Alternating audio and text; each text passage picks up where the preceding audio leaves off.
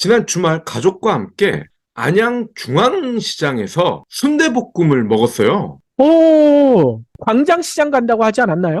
근데 뭐 눈이 오니 비가 오니 이래가지고요. 지역에 있는 시장으로 갔습니다. 아, 가까운 데 가셨군요. 예. 이 순대볶음이 순대만 볶는 게 아니라 곱창이 살짝 들어가잖아요. 그리고 중독성이 아주 강한 살짝 매운맛이 일품인 음식이죠. 수도권 애청자분들은 서울 신림동의 순대타운이나 수원 지동시장에서 아마 즐겨 드셨을 겁니다. 아, 지동시장이란 곳도 있군요. 예. 식사를 마치고 주차장으로 가는데 붕어빵 4개 2,000원이라는 문구를 발견한 딸이 슈크림 붕어빵을 먹고 싶다고 하더라고요. 오호, 팥이 아니고 슈크림을 먹고 싶다는 거예요. 근데 줄이 꽤 깁니다. 안 먹으면 안 먹었지 줄은 서지 않으리. 제가 평소 그런 신조로 살거든요. 근데 아, 그래요? 어쩔 수 없이 딸이 먹고 싶다고 해서 그냥 줄을 섰습니다. 바로 옆에는 할머니께서 김을 직접 구워서 팔고 계시는데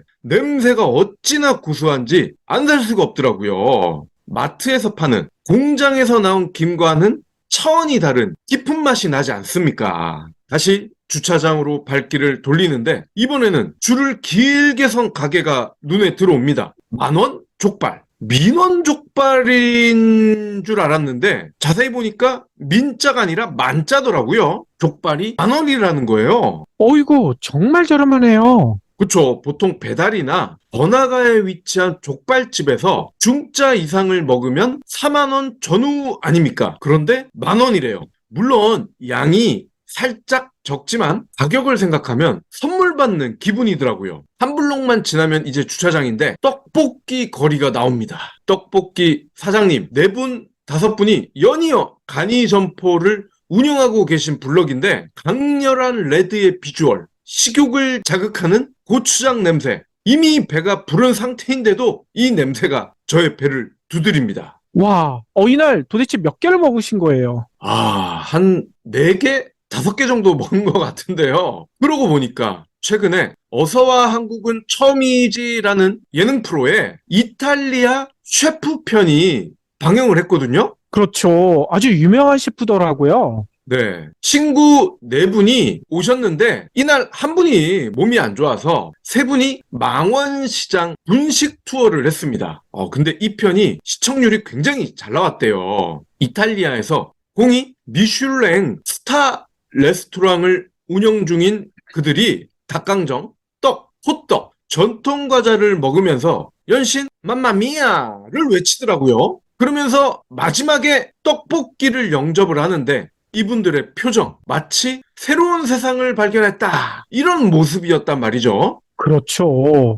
이 장면이 저한테는 워낙 강렬해서 전통시장에 최대한 빨리 가서 나도 떡볶이를 먹어야지 라는 생각을 했었는데 지금 이 순간 마법처럼 선택의 순간이 온 거죠. 오호, 하지만 순대볶음에 밥까지 볶아 먹었고 붕어빵도 먹었고 추가로 저장할 수 있는 공간이 없었던 탓에 안타깝게도 다음을 기약하면서 주차장에 도착을 했습니다. 1시간 20분가량 차를 세웠는데 순대식당에서 주신 주차권으로 키오스크에 넣었더니요 무료 주차가 되더라고요. 오호, 나중에 알고 보니까 1시간 30분까지는 주차권 한 장으로 공짜 주차가 가능한 시스템이더라고요. 새해 첫 전통시장 나들이 가성비 만족감 측면에서 후회 없는 선택이었습니다. 와, 헐, 제사상도 시장에서 당연히 준비하셔야 되겠군요. 그러게요. 지금 주차 불편 이런 거 걱정을 많이 하셨을 텐데 이렇게 길에다가 대도 공짜고요. 공영 대부분 인근에 있습니다. 그러니까 공영 주차를 하셔도 90분까지는 무료라는 거 알아두시면 좋을 것 같아요. 한약시장 하면 떠오르는 시장이 또 있죠. 경동시장이요. 그렇죠. 동대문을 대표하는 시장 아니겠습니까? 그런데 요즘 경동시장이요. 젊은이들로 넘쳐난대요. 오, 그래요? 거기 어르신들만 계신 거 아니었나요? 저도 그런 줄 알았는데 최근에는 바뀌었다는 겁니다. 특히야 인스타 성지로 부상하고 있대요. 레트로 감성을 자극하는 힙한 곳이 됐다. 이러한 설명인데 최근에 경동시장을 찾은 MZ세대들 다들 입을 모아서 이렇게 이야기를 합니다. 사진 찍고 커피 마시러 왔는데 큰 시장이 있어서 놀랐다. 대형 마트에서 볼 수 없었던 물건들이 많아서 오늘은 좀 그렇고 다음에는 시장 구석구석을 살펴볼 계획이다. 젊은이들이 많이 오니까 상인분들 표정 당연히 밝아졌습니다. 한양 오호. 특화 시장으로 알려진 경동시장인 만큼 중장년층의 발길이 대부분이었지만 요즘은 2030 고객들도 쉽게 볼 수가 있는데요. 그 덕에 다양한 계층이 방문을 해서 그야말로 활력이 넘치고 있습니다. 경동시장이 갑자기 왜 이렇게 됐을까요?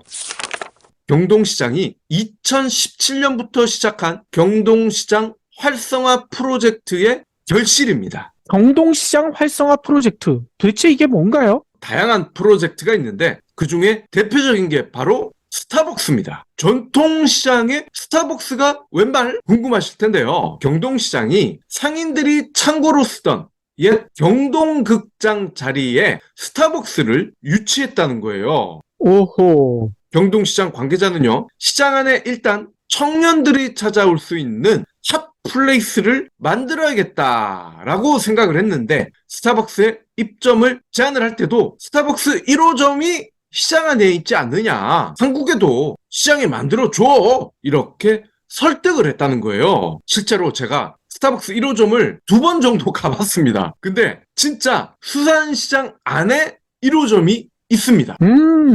경동시장 운영사인 KD마켓이 스벅코리아에 3년간 요청을 하고 설득을 했대요. 아이, 한 번 하면 들어주지.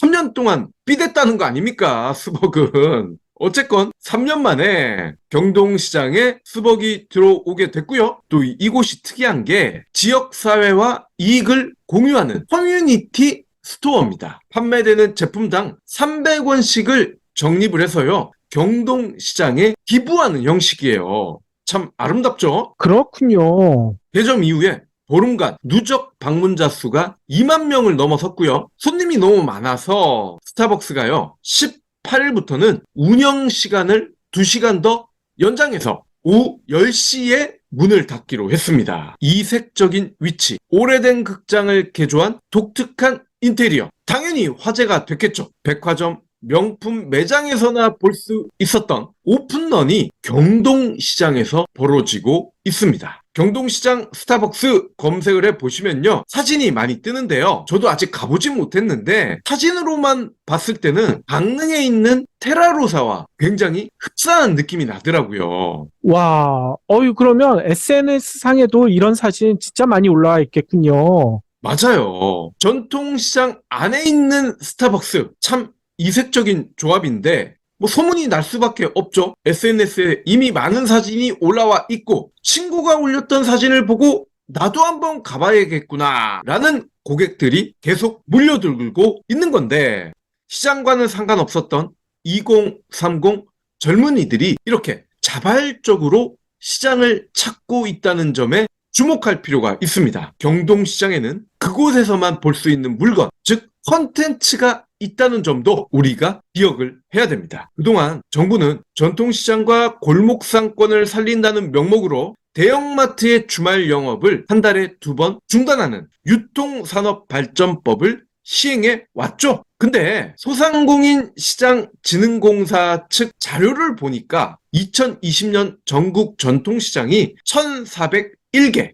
2018년보다 40개가 줄었습니다. 어허. 같은 기간 시장 안에 있는 점포 수도요, 24만 2,440개에서 24만 623개, 거의 2,000개가 줄었습니다. 이렇다 보니 대구와 같은 일부 지자체에서는 이거 규제 큰 의미가 없는 것 아니냐 라면서 기존 유통법을 손보고 있습니다. 결국 경동시장의 변신은 규제도 큰 의미가 없구나. 핵심이 뭘까? 핵심은 손님들이 놀러 온다라는 기분으로 오게 만드는 것이다 라는 자각에서 비롯됐다는 겁니다. 그렇군요. 아니, 실제로 이렇게 젊은이들이 많이 오면 될 것 같은데, 문제는 진짜 통계로도 이렇게 젊은이들의 유입 숫자가 늘어나고 있는 건가요? 네, 젊은 경동시장 효과. 물론 스타벅스는 넘쳐요. 근데 스타벅스에 오신 분들이 과연 경동시장 전체 매출에 기여를 하느냐?